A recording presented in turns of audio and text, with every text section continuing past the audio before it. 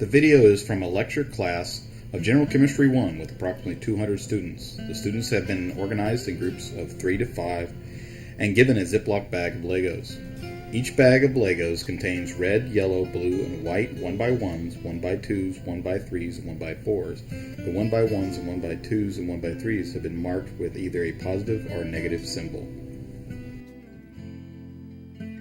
The students have been given very simple instructions.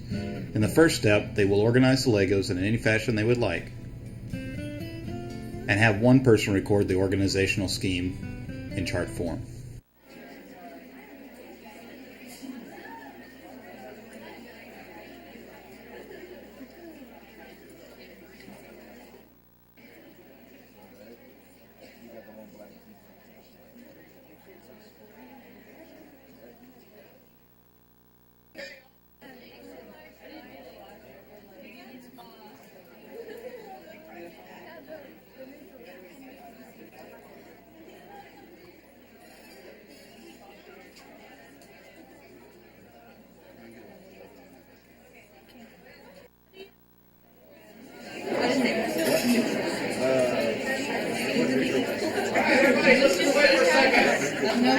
Hey, can any group tell me how you organize yours? Raise your hand.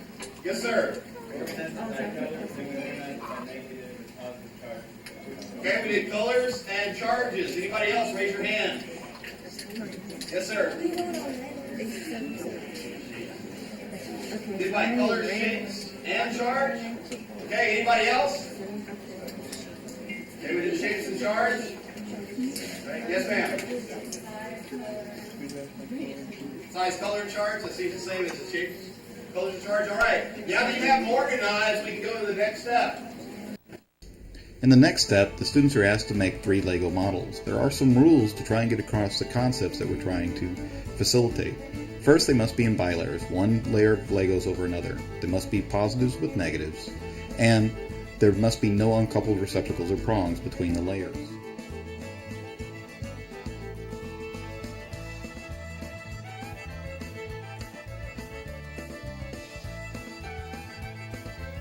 While the students are creating their models, it is important to clear up any misunderstandings about the Lego model rules without affecting the students' creativity. Some of the strangest Lego models, if they obey the rules, can be some of the best examples for extending the students' understanding.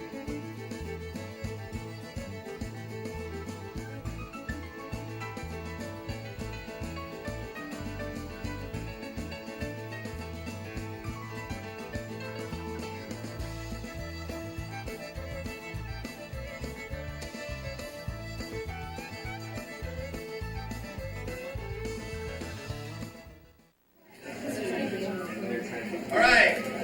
Everybody, let's look this way. Except for the groups that haven't finished. Let's look this way. Now, remembering your models, I'm going to put a couple up here and you tell me if they're legal or not. How about this? Okay, it's bilayer, right? I've got a plus with a minus. Do I have any prongs sticking off? No. Okay, that one's good. This one? No. Why? Because here's a receptacle, right, that's not being used. Can I turn this window into something that would be legal? Yes. How? I need another negative. At this point, the instructor is facilitating the students' understanding of the similarities of the Lego pieces by their use in different models. Now, somebody give me your model, and let's see if we can all build that model. Okay, you got something.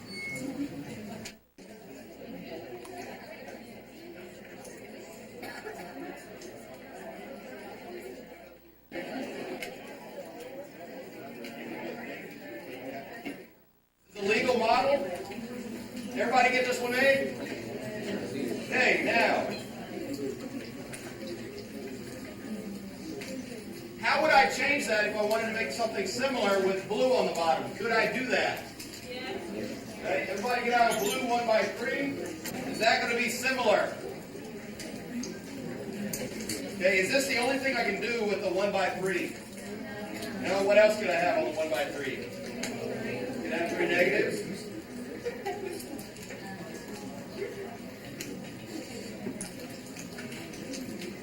Okay, Anything else? Not unless you start building expanded models, right? You can put another 1x3 on the top. Okay? Anything else we can do with these? But we do have some possibility of making some different shapes. Okay? If I wanted to, everybody now pick up a 1x2 red, positive. 1x2 red, positive. Okay, I want you to make a couple of models with the 1x2 red, positive. You have two 1x1 red, positive. Make a couple of models with them. See if you can make them different. Right? Does anybody have something similar to this? Are you using the same colors? Do the colors matter a lot? Okay, is a red 1x2 positive similar to a blue, a red and a blue similar, 1x2 positive? Would the models look similar? Are they identical? Why are they not identical? One's red, one's blue.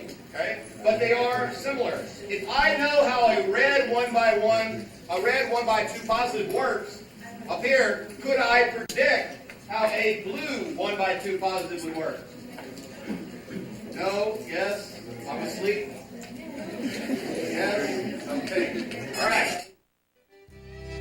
The final step is to make the connection between LEGO periodic system and the chemical periodic system by using the similarities between the organization of Legos by size, color, and charge, and the organization of chemical elements by mass and reactivity. The understanding that the students gain about combining Legos using simple rules can be translated to chemical systems. With one chlorine, where's chlorine? Chlorine, 7A, second one down, it's blue. What would that be in the periodic? Once the students have made the connection, they are asked to predict chemical formulas using the periodic table, and then make a model of the compound using Legos to make concrete their newfound.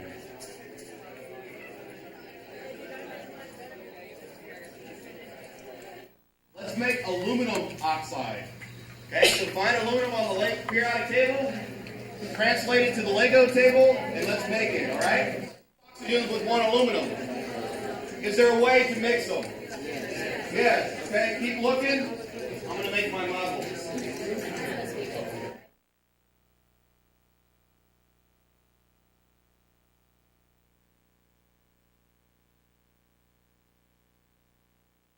Now, we did a Lego organizational table that helped us predict how Legos would go together.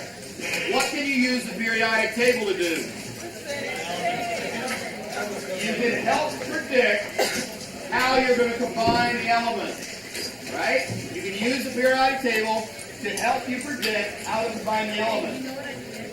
Listen up, this is important. You might want to even write it down. Understanding the theory of periodicity,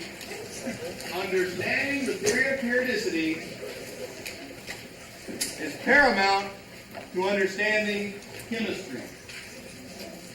You can do the calculations, you can plug and chug all day long, but until you understand how useful the periodic table is into helping you predict the reactivity, the reactions of the elements, you're missing a big hole.